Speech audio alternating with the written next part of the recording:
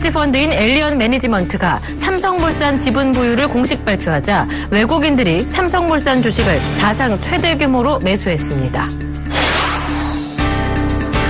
중국 상하이 종합지수가 7년 5개월 만에 처음으로 장중 5천선을 돌파했습니다. 중국 증시는 정부의 경기 부양책 등 유동성 공급에 올 들어 50% 이상 급등했습니다. 신한금융투자가 올 들어 700선을 돌파하며 랠리를 펼쳤던 코스닥에 조정 가능성이 커졌다며 코스닥 시장에 대한 매도 의견을 내놨습니다. 이번 주 서울 아파트값이 전주보다 0.09% 올라 22주째 상승세를 이어갔습니다. 전세난과 금리 인하 등의 실수요층이 매매 시장에 관심을 보이고 있기 때문입니다.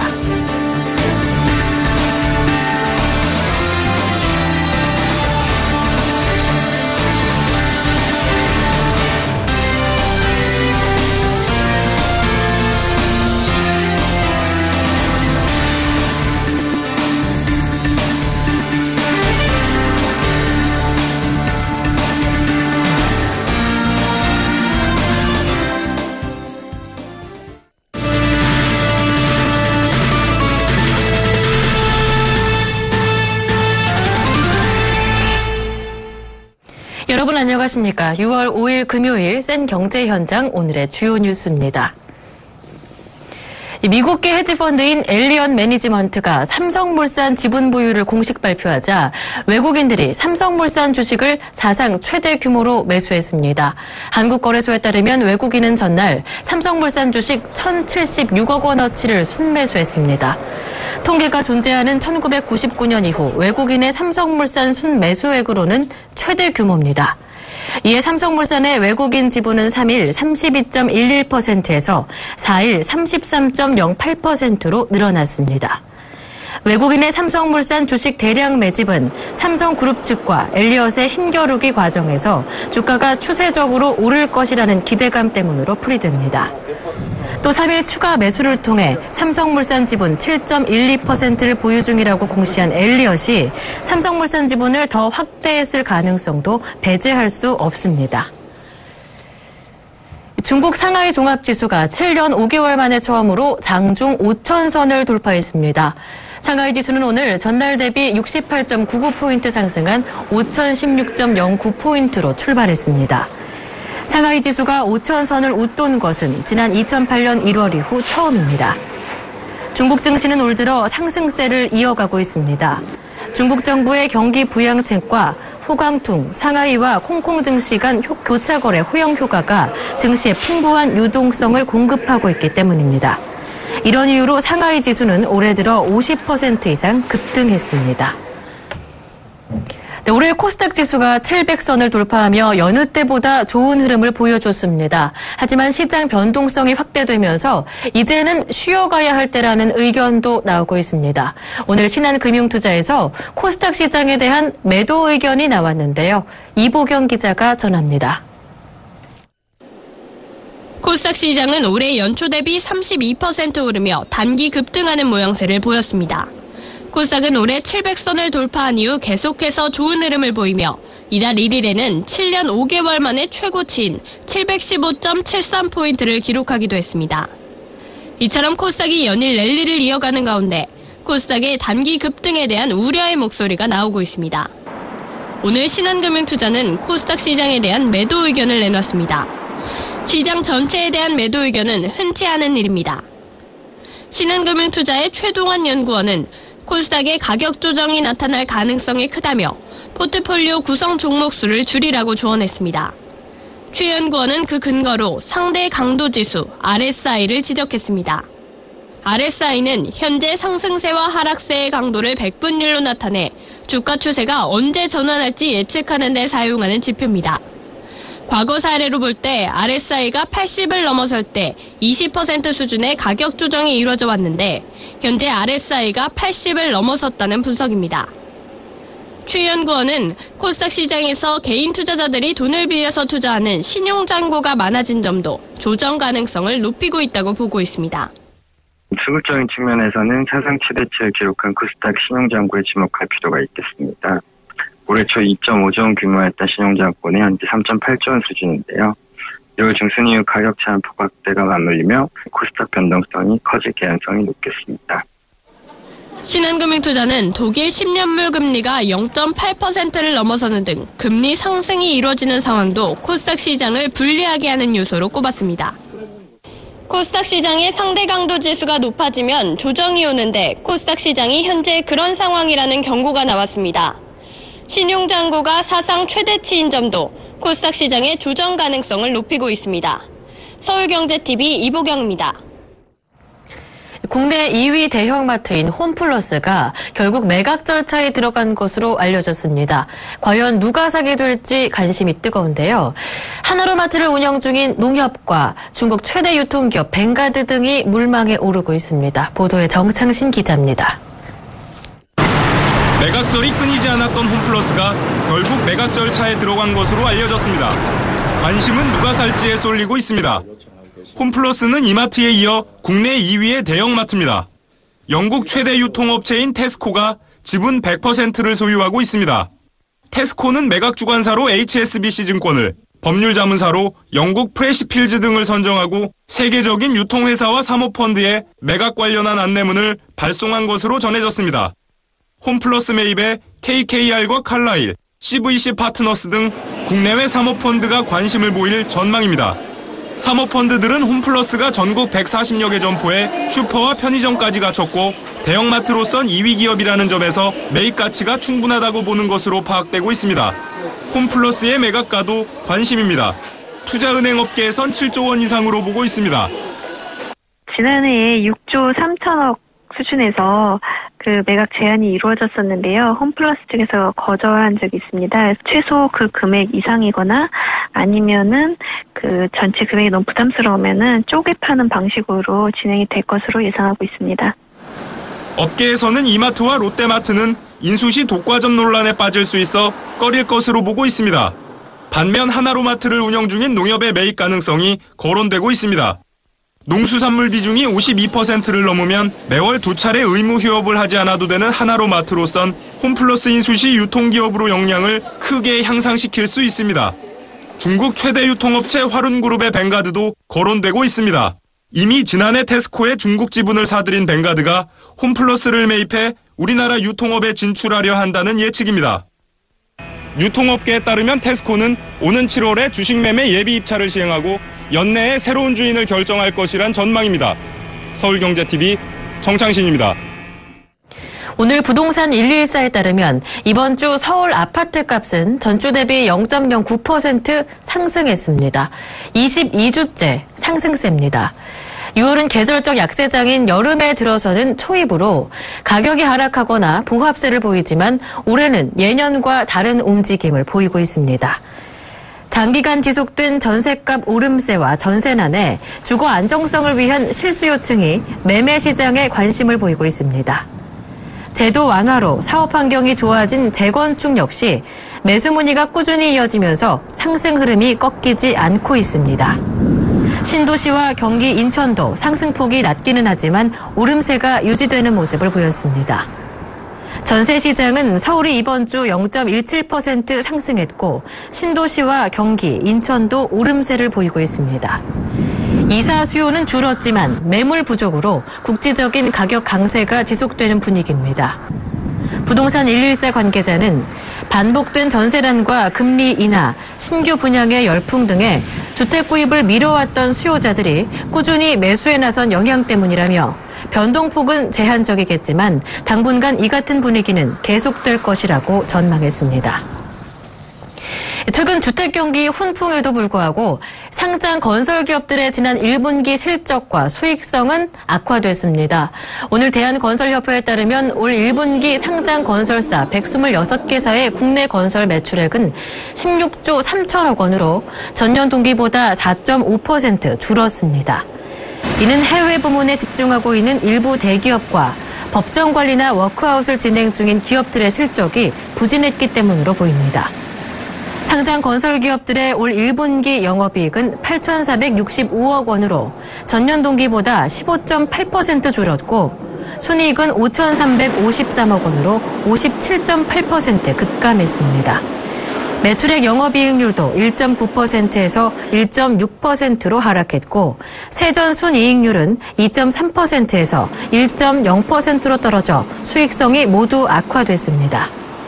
이자 비용이 감소했음에도 건설기업들이 실적 부진으로 영업이익 감소폭이 크게 증가해 이자 보상 비율은 지난해 같은 기간에 비해 18.3%포인트 감소했습니다.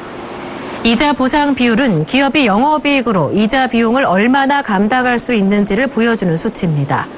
이자 보상 비율이 100% 미만인 업체는 전체의 46.9%인 59개사였습니다. 포스코건설이 하청 업체들로부터 뒷돈을 챙기고도 계획대로 공사를 주지 못하자 돌려막기까지 한 것으로 드러났습니다. 서울중앙지검 특수 2부는 포스코건설에서 토목환경사업본부장을 지낸 김모 씨를 배임 수재와 특정경제범죄 가중처벌법상 횡령 혐의로 구속 기소했다고 오늘 밝혔습니다. 검찰에 따르면 김 씨는 2011년 4월부터 8월까지 하도급 공사를 주는 대가로 하청업체 3곳에서 모두 17억 원을 받았습니다. 김 씨는 과거 3억 원을 받고도 하청을 주지 못한 토목공사 하청업체에 이자를 더해 4억 원을 돌려주려고 다른 업체로부터 5억 원의 뒷돈을 받은 것으로 조사됐습니다. 도로 영업 담당 상무였던 조모 씨는 뒷돈을 받아오는데 투입됐습니다. 조 씨는 2011년 하청업체에서 총 7억 원을 받았습니다. 철도 영업 담당 상무 신모 씨도 하청업체들로부터 뒷돈을 받았습니다. 신 씨와 조 씨는 지난달 20일 나란히 구속됐습니다. 앞으로 OK 캐시백 앱을 다운받은 상태에서 편의점 미니스톱 주변을 지나가면 자동으로 할인 쿠폰이 수신됩니다. 오늘 미니스톱은 SK플래닛과 제휴해 비콘 서비스를 시작한다고 밝혔습니다. 비콘은 블루투스를 이용한 스마트폰 근거리 통신 기술입니다. 해당 서비스 범위 안에 있는 사용자 위치를 찾아 메시지를 전송하거나 쿠폰 발송을 하는 서비스입니다. 비콘 서비스로 미니스톱 점포 반경 30m 안에 있는 소비자는 자동으로 할인 쿠폰을 받게 됩니다. 별도의 앱을 따로 설치할 필요 없이 OK 캐시백 앱만 있으면 쿠폰 수신이 가능합니다. 할인 쿠폰은 행사 기간 중 1인당 1회 비콘을 통해 통신되며 매달 새로운 상품의 할인 쿠폰을 업데이트할 예정입니다. 중동 호흡기 증후군 메르스에 대한 공포가 커지면서 금융권도 초비상에 걸렸습니다. 앞서 금융위원회는 금융회사들을 대상으로 메르스 대응 체제를 구축하고 모니터링을 강화할 것을 요청했습니다. 이에 은행과 보험사가 대응책 마련에 나서는 모습입니다. 은행과 보험사 등은 직원 중에 메르스 의심 혹은 확진 환자가 나타나면 해당 영업점을 폐쇄하는 방안을 검토 중입니다. 고객과 대면 접촉이 많은 영업점의 특성상 은행 지점 등이 2차, 3차 감염으로 이어질 수 있기 때문입니다. 금융권에 따르면 주요 시중은행들은 모든 지점에 손 소독제를 배포하는 한편 평택과 주요 병원 지역 등 메르스 취약 지역에 입점한 지점에 근무하는 직원들을 대상으로 마스크를 착용토록 하고 있습니다. 보험업계 역시 고객과 대면보다는 전화 업무 등의 비대면 영업을 권하고 병원에 입원한 환자를 만날 경우 반드시 마스크를 착용토록 하고 있습니다. 메르스 치료비나 입원비도 보험에서 보장받을 수 있는 것으로 나타났습니다.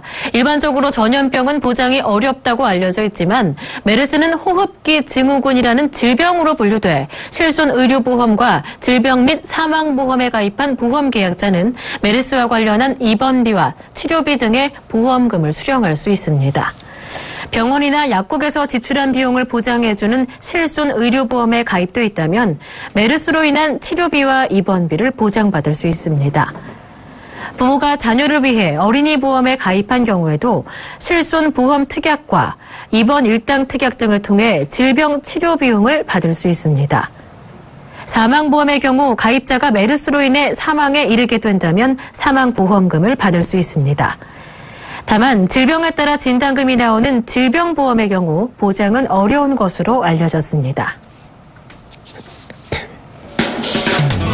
중동 호흡기 증후군 메르스 격리자가 1,820명으로 어제보다 153명 늘었습니다. 오늘까지 증상이 발현되지 않아 격리 해제된 인원은 221명입니다. 아시아나항공 등 국적항공사들이 메르스 확진자와 의심자, 자가격리자의 항공권 환불과 변경 위약금을 면제키로 했습니다. 한국은행에 따르면 달러화 예금과 위안화 예금 등 거주자 외화 예금 잔액은 지난달 말 현재 647억 5천만 달러로 4월 말보다 32억 9천만 달러 감소했습니다. AJ 렌터카가 업계 최초로 운전기사가 포함된 장기 렌터카 상품을 출시했습니다.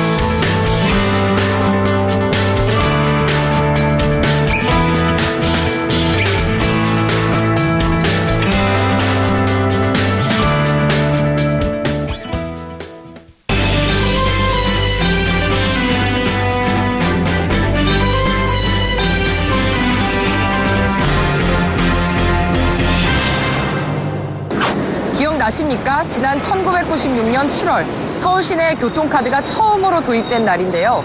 출시 초기만 해도 신용카드처럼 네모난 모양이었던 교통카드가 목걸이나 핸드폰 거리 같은 액세서리 형태를 거쳐 이제는 시계로 탈바꿈했습니다. 캐시비가 출시한 아날로그 방식의 교통시계입니다. 초침과 분침은 벌침 모양으로 꾸몄고 강화 플라스틱을 사용해 기스도 최소화했습니다. 기존 밴드형 교통시계들과 달리 원판에 칩을 삽입해 인식률을 높였고 국내 최초로 특허도 받았습니다. 사용 방법도 간단합니다. 평소에는 시계를 보는 손목시계로 차고 다니다가 버스비를 낼 때 단말기에 시계 원판을 가까이 대면 바로 결제가 끝납니다. 카드를 따로 빼지 않아도 되고요. 그리고 버스 타고 내릴 때 편리한 것 같아요. 기존 교통카드에서 가장 우려되는 부분은 분실 위험성. 나중에 시계를 분실하더라도 구입 후 미리 시계 뒷판에 써있는 발행번호를 등록해 놓았다면 교통카드 잔액을 돌려받을 수 있습니다. 지갑에서 꺼내서 이제 단말기에 대는 불편함, 또 우리 분실률도 많이 발생이 되다 보니까 우리가 편리성을 거기다 초점을 맞춰서 교통시계를 개발하게 됐습니다. 연간에 우리가 판매 수량에 대해서는 약 한 100만 개 정도 판매 예상을 하고 있습니다. 평소 청소년들이 버스카드를 충전하러 편의점을 많이 찾는다는 점에 착안해 1차 물량은 세븐일레븐에 풀었습니다. 신용카드 발급이 어려운 연령대를 타깃으로 선불형 교통카드 시장 공략에 나선 것입니다. 전국 8만여 개의 캐시비 가맹점에서 사용이 가능하고 연말 소득공제 때 30%의 혜택도 제공받을 수 있습니다. 먼저 출시된 모델은 8가지로 나머지 24개 디자인은 올 하반기에서 내년 상반기 사이에 모두 선보일 계획입니다. 기존 교통카드가 단순히 결제만 할 수 있는 수단이었다면 이제는 손목시계처럼 편리성을 갖춘 패션 아이템으로 진화하고 있습니다. 서울경제TV 한지입니다.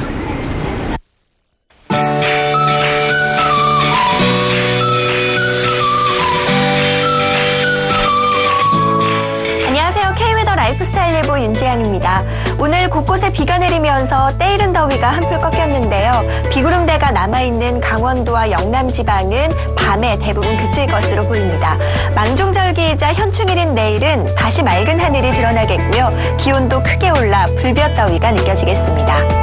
레이더 영상 보시면 비구름대가 동쪽으로 빠져나가면서 서쪽 지방의 비는 대부분 그쳤습니다. 강원도와 영남 지방은 비가 조금 더 내린 뒤 밤에 점차 개겠고요.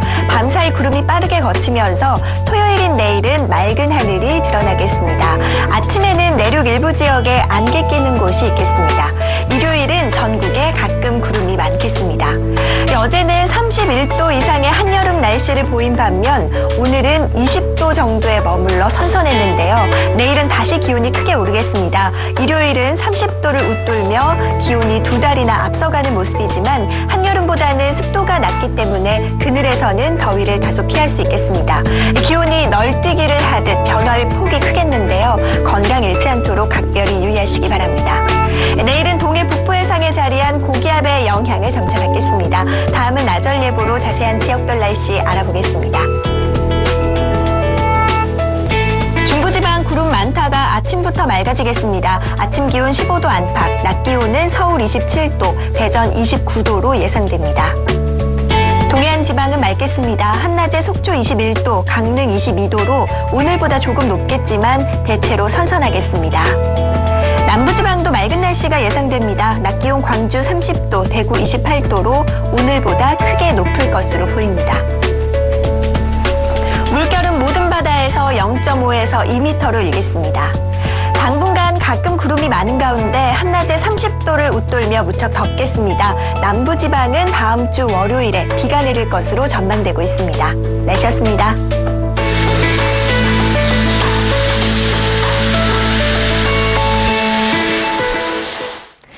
내일은 6월 6일 현충일입니다.